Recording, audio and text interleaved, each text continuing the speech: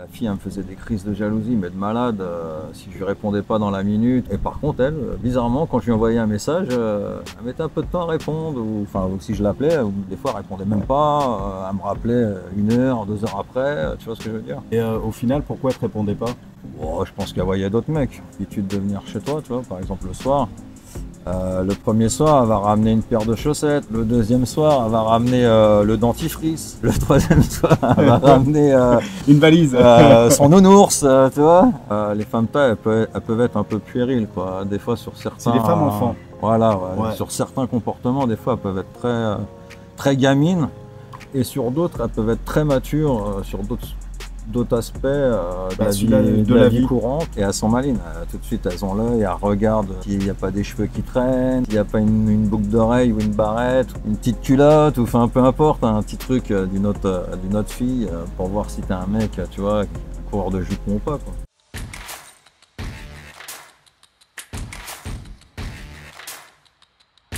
Aujourd'hui, je suis à Hua Hin. Hua Hin, c'est à 3 heures de Bangkok. Je suis avec William. Salut William. Salut Renaud, comment tu vas? Eh ben, ça va très bien. Je suis vraiment content de te voir. La dernière fois, c'est toi qui es venu me voir à Bangkok. Là, c'est moi qui viens à Hua Hin. Donc Hua Hin, c'est une cité balnéaire qui se retrouve à 3 heures de Bangkok. Donc on peut venir en voiture, on peut venir en bus, on peut venir en train. C'est des paysans, il y a la plage, il y a la mer. C'est pas la folie de Pattaya. C'est quand même beaucoup plus calme. Les prix sont très raisonnables. Tu vois, là ici, pour 1000 bahts c'est 25 €. Je suis donc dans cet hôtel avec la piscine. L'hôtel, il est là. Je vous montrerai la chambre dans une autre vidéo, si ça peut vous intéresser. Conseillé par William. Conseillé par William, exactement, parce qu'en fait, j'ai pas bataillé, j'ai même pas cherché sur Booking. Je lui ai dit, écoute, je viens à Hua Hin parce que j'ai des interviews à faire. Et en même temps, on a décidé de faire quelques vidéos pour aborder en fait des sujets un petit peu plus en profondeur. Donc on va faire une petite série de vidéos comme ça, et aujourd'hui donc dans cette vidéo on va parler de la jalousie des Thaïlandaises, qui est liée en fait en même temps à la culture. Donc on entend beaucoup de tout, on entend plein de choses. Moi, je vais vous parler de ma propre expérience. Toi, tu vas parler de ta propre expérience. Des petites anecdotes. Et en même temps, à travers mes interviews, donc je connais maintenant des personnes qui sont mariées avec des Thaïlandaises, d'autres que j'ai pas interviewées, mais qui m'ont raconté leur expérience également. Donc, on va vous partager tout ça dans cette vidéo. Si, vous aussi, vous avez l'intention de, pourquoi pas, vous expatrier, pourquoi pas venir essayer de vivre en Thaïlande et de trouver une femme ici en Thaïlande, ça peut être un sujet, je pense, intéressant. Maintenant, je suis célibataire, et justement, je suis célibataire parce que moi, j'ai eu du mal à m'adapter avec la jalousie. Alors, pour faire assez court, il y a plusieurs, on entend de tout sur les Thaïlandaises, et c'est vrai qu'il y a tous les cas de figure. Il y a celles qui cherchent un sponsor, il y a les filles de bar, il y a les filles qui sont, elles, au contraire, très, très puritaines. Bref, moi, j'avais trouvé ma copine qui cochait toutes les cases, c'est-à-dire qu'elle avait son propre travail. C'est ce que j'allais te demander.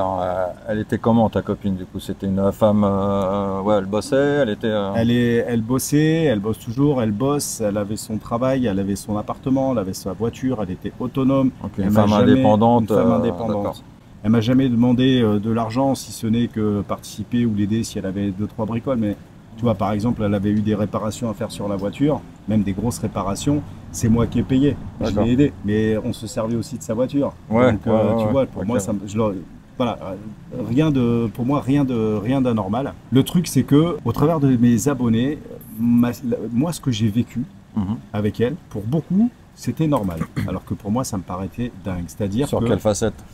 Par exemple, si je lui répondais pas à un message ou à un appel dans la minute, elle montait dans les tours. C'était il fallait. C'est un peu classique. Après, ça dépendait. Mais ça, il y en a plein qui m'ont dit, et j'en ai encore vu. Ça fait 10 ans qu'ils sont avec. Et quand toi, tu lui envoyais un message, elle te répondait rapidement ou pas? Quasiment. Ouais, très souvent. Ouais. D'accord. Parce que moi, j'ai eu le fait inverse. Exactement comme toi, en fait, la fille, elle me faisait des crises de jalousie, mais de malade, si je lui répondais pas dans la minute. Et par contre, elle, bizarrement, quand je lui envoyais un message, elle mettait un peu de temps à répondre. Ou si je l'appelais, des fois, elle répondait même pas. Elle me rappelait 1 heure, 2 heures après. Tu vois ce que je veux dire? Il y a 2 raisons à ça que j'ai pu comprendre avec beaucoup d'interviewés et beaucoup de personnes que j'ai rencontrées ici. Alors souvent, elles veulent qu'on fasse des choses, mais elles vont pas forcément le faire. Ouais. Bon, c'est assez féminin, excusez-nous les femmes, Ouais. là on va peut-être vous en mettre un petit peu dans le sac. Et il y a une autre chose, c'est que il y a l'effet cashback. C'est-à-dire que si, comme toi, tu ne l'as pas répondu quand elle demandait, etc., donc tu l'as mis en souffrance et elle a mal vécu ce moment-là, elle se dit, bah attends mon coco, toi, la prochaine fois que tu vas m'envoyer un message ou que tu vas me faire quelque chose, je vais te faire la même chose. Faire la même chose. Et je sais qu'il y a ce cas de figure qui existe. Ouais. Après, il y a aussi le cas de figure, ça dépend avec qui t'es. Peut-être que la nana, si justement elle se demande ce que tu fais quand tu lui réponds pas, c'est qu'elle fait peut-être des trucs où elle voit peut-être d'autres mecs aussi. Voilà, c'est ça, c'est ce que j'allais dire. Moi, pour moi, une fille Bon, après, on a tous des occupations. Des fois, ça peut arriver, on n'entend pas le téléphone, on est sur le scooter. Je sais pas, on est en train de faire quelque chose, on peut pas parfois répondre tout de suite à la minute. Celle qui te répondait pas comme ça, c'est pas la femme avec qui tu es en ce moment, c'est une ex. Non, c'était une autre copine que je fréquentais à l'époque. Au final, pourquoi elle te répondait pas? Oh, je pense qu'elle voyait d'autres mecs. D'accord. Je pense qu'elle voyait d'autres mecs, c'était pas une relation, on va dire, pas vraiment sérieuse. On est resté, je sais pas, peut-être 2-3 semaines ensemble. Tu vois, ouais, ok, d'accord. C'était un truc de courte durée. Donc. Mais ça n'empêchait pas, elle, si toi tu lui répondais pas, Mais par contre, elle me faisait des crises de jalousie. Quoi. Déjà, au bout de 2-3 semaines, la fille, elle te fait des crises de jalousie. Et je trouve ça un petit peu bizarre, quoi. Ouais. Les femmes tailles, elles peuvent être un peu puériles, quoi. Des fois, sur certains... C'est des femmes enfants. Voilà, ouais. Sur certains comportements, des fois, elles peuvent être très gamines. Et sur d'autres, elles peuvent être très matures sur d'autres aspects de la vie courante. Ouais. Des fois, c'est un peu déroutant parce que c'est complètement à l'opposé, quoi. Enfin, tu vois ce que je veux dire? Tu as affaire à une gamine et puis une heure après, elle va avoir un discours. Des fois, elle va te surprendre sur des trucs, voilà, quoi. C'est la Thaïlande. Il y a un autre truc aussi, c'est qu'elles se mettent très rapidement en couple. C'est-à-dire qu'au bout d'une semaine, si vraiment ça match, en tout cas, moi, ça a été mon cas. J'ai eu des potes, ça a été leur cas. Bah souvent en fait, si tu l'accueilles, on va dire chez toi, si elle a l'habitude de venir chez toi, tu vois, par exemple le soir, le premier soir, elle va ramener une paire de chaussettes. Le deuxième soir, elle va ramener le dentifrice. Le troisième soir, elle va ramener une valise, son nounours, tu vois, et ainsi de suite. Elle s'impose lentement mais doucement, assez rapidement. Quoi, voilà, tu vois. Ouais, ça je l'ai remarqué aussi avec beaucoup de potes. Et elles sont malines, tout de suite elles ont l'œil, elles regardent s'il n'y a pas des cheveux qui traînent, s'il n'y a pas une boucle d'oreille ou une barrette ou une petite culotte, ou enfin peu importe, un petit truc d'une autre fille pour voir si t'es un mec, tu vois, un coureur de jupon ou pas, quoi. S'il n'y a pas une autre fille dans les parages, quoi. En Thaïlande, la polygamie, ça s'est arrêté légalement, je crois, depuis une 50aine d'années, donc c'est pas si lointain. Donc ça veut dire qu'il y a encore quelques années, les hommes, ils étaient autorisés et habitués aussi à aller voir ailleurs. Et de toute façon, il faut savoir aussi que la Thaïlande, c'est le premier pays au monde au niveau de l'infidélité. C'est un paramètre qu'il faut prendre en compte. Voilà, qu'il faut prendre en compte, quoi. Parce que c'est tellement facile d'avoir tellement une de tentations, et tellement de facilité, tellement de rencontres, tellement d'ouverture. En fait, même si tu vas avoir des rapports avec elle tout le temps, tous les jours, mais pour elle, s'il y a une heure où tu réponds pas, c'est peut-être une heure où justement tu es avec une autre nana. Ouais, elles vont pas se dire il a un problème ou il est occupé. Elles vont tout de suite penser à une autre femme. Mal, quoi. Se dire il est avec une autre gonzesse. Elles sont très jalouses, les Thaïlandaises. Et moi, j'ai une anecdote comme ça à raconter, enfin même deux, mais là je vais prendre la meilleure justement. Un gars avec qui j'avais un entretien et on avait un entretien d'une demi-heure. Et en fait, ce qu'il a fait quand on parle de photos, il a pris une photo quand il est arrivé. Carrément. Il a pris une photo quand on a pris le café. De donner des preuves. Il envoyait des photos. Non mais attends, chaud, le pire. Non, mais tu vas voir. Plus après, il venait dans mon condo. Donc il y avait tout tracé. Donc on était en bas au café, ensuite on était dans le lobby parce qu'il m'a montré après les photos. Parce que quand j'ai vu ce qui s'est passé, je dis non. Il m'a dit regarde. Ouais, mais aussi là c'est un problème qui vient du gars aussi. Là. Ouais, mais attends, c'est pas fini. Donc pendant une demi-heure, il a posé le téléphone. Il a repris le téléphone. Il avait peut-être 20 appels en absence. Ouais. Donc 20 fois, il avait des messages. Donc il reprend son téléphone, il sourit, il rigole. Et il me dit attends, je l'appelle parce que là elle est en train de monter dans les tours. Donc il met le haut-parleur, folle. Il décroche comme ça, et là je l'entends. Why you don't accept my phone? You make me crazy, you make. Et elle montait dans les tours comme ça. Et lui dit, je t'ai dit que j'étais avec Renaud, qu'on me faisait, et que j'étais occupé et tout. Donc elle est montée, et après elle est redescendue. Et attends. Et moi, je venais juste de me séparer avec ma copine. Et je lui ai dit, ah ben tu vois, ben, moi c'est ce genre de comportement que j'accepte pas et qui m'a rendu dingue. Et je lui dis, ça fait, moi ça faisait quoi, 1 an que j'étais avec ma copine et que j'avais arrêté. Oh, ça fait fuir. S'il y a des femmes là qui nous regardent, des jalouses, je vous le dis, ça fait fuir. Tu sais combien de temps ça faisait qu'il était avec elle? Je sais pas, 4 jours. Ouais. Alors le premier chiffre, il est bon. C'est juste le 4, tu peux 4 garder. semaines. Un peu plus. 4 mois. Un peu plus. 4 ans. 4 ans. Et quand il m'a dit que ça faisait 4 ans qu'il était avec elle. Qui supportait ça depuis 4 ans. Et qui supportait ça, mais j'ai halluciné. Ouais, je dis, mais comment tu peux vivre ça, tu vois? Non, là, c'est pas une vie, là. Non, là, c'est un problème du gars, par contre. Là, moi, je pense que, bon, déjà, la fille, elle a un problème, là. Ouais, là, c'est plus de la jalousie, là, c'est de la jalousie maladive, de l'harcèlement, parce que, bon, je veux bien qu'on soit jaloux, mais faut pas exagérer.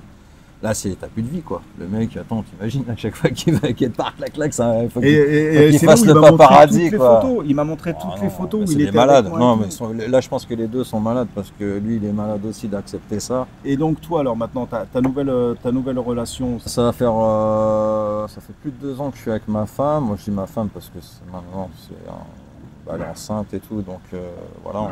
Bientôt mariage ou pas?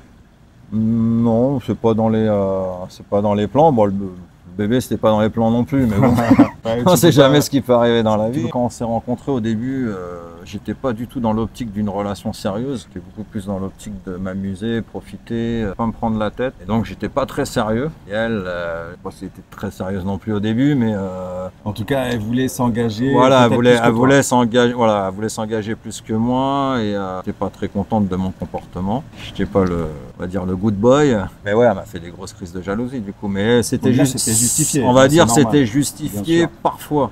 Parfois non. Parfois. Ouais, mais bon, dans le doute, après, c'est pas évident. Après, voilà, du coup, elle se faisait des films aussi parce que forcément, j'étais pas fiable, j'étais pas fidèle. Donc après, c'est différent, ça peut se comprendre. On va dire c'est un peu plus justifié. C'est justifié. Et après, en fait, avec le temps, après moi j'ai changé de mon côté. Maintenant, je suis un mec bien, on va dire. Donc tu es fidèle, tu respectes. Ouais, j'essaie. J'ai changé, voilà, j'ai changé de mentalité. Maintenant, on a confiance. Il n'y a plus du tout de crise, quoi, parce qu'on a confiance. Voilà.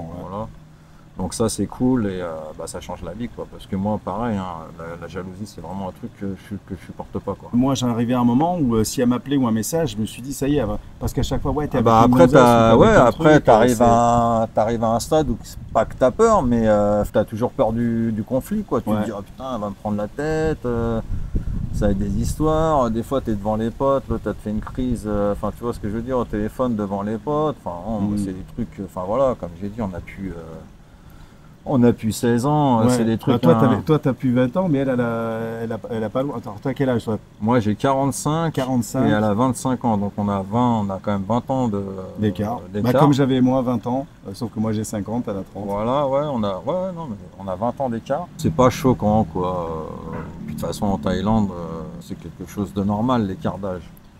C'est beaucoup plus normal qu'en France, quoi. Donc ça, c'est pareil, c'est un autre sujet, peut-être qu'on pourra aborder on peut aborder dans cette vidéo ou dans une autre. On va l'aborder peut-être justement parce que là on veut faire des formats à peu près d'un quart d'heure, tu vois, on doit être à peu près à un quart d'heure de vidéo et je pense que ça peut être très intéressant justement de comprendre pourquoi elles vont accepter plus facilement un écart d'âge. Alors sans parler de l'écart d'âge, on va dire où il y a 30 ou 40 ans d'écart d'âge, où là bon, tu sais très bien que c'est pour l'argent. À moins que le mec il a pas une thune et que, mais non, c'est une fois sur 1000. Et sans juger en disant que c'est bien, que c'est mal, ni pour l'un ni pour l'autre, chacun, à partir du moment où dans une relation, chacun y trouve son compte, il n'y a aucun souci avec ça. Mais il y a un truc qui est intéressant, c'est justement un écart d'âge, mais un écart d'âge qui peut être d'une vingtaine d'années qui ici ne va poser aucun problème. Chez nous, bah, il va poser un petit peu plus de problèmes. Et bien ça, on va justement en parler dans la prochaine vidéo. Parce que c'est pas du tout la même mentalité. J'ai pas mal de trucs à dire aussi là-dessus, que je me suis rendu compte. Bah, rendez-vous les amis dans le prochain épisode pour en savoir plus par rapport à l'écartage en Thaïlande. Voilà, ça marche. Allez, ciao ciao. Donc bah, si vous n'êtes toujours pas abonné, profitez-en, abonnez-vous, likez, commentez, partagez. Allez vous abonner en même temps sur la chaîne de William. Je vais mettre le lien juste sur la description. Et puis bah, vous aurez d'autres vidéos parce que là on va enchaîner un petit peu, moi et Renaud. Donc vous pourrez jongler sur les deux chaînes. Bah, vous aurez des échanges comme ça. Des parties, voilà, des parties comme ça d'anecdotes, de vie en Thaïlande. Et puis dites-nous justement aussi en commentaire si ce format peut vous intéresser et si vous avez des questions. Et puis n'hésitez pas aussi à nous partager vos anecdotes, si vous avez des anecdotes aussi un petit peu sur ce sujet, quoi, de jalousie ou d'écartage pour la prochaine vidéo. Ok, allez ciao ciao. Bye bye.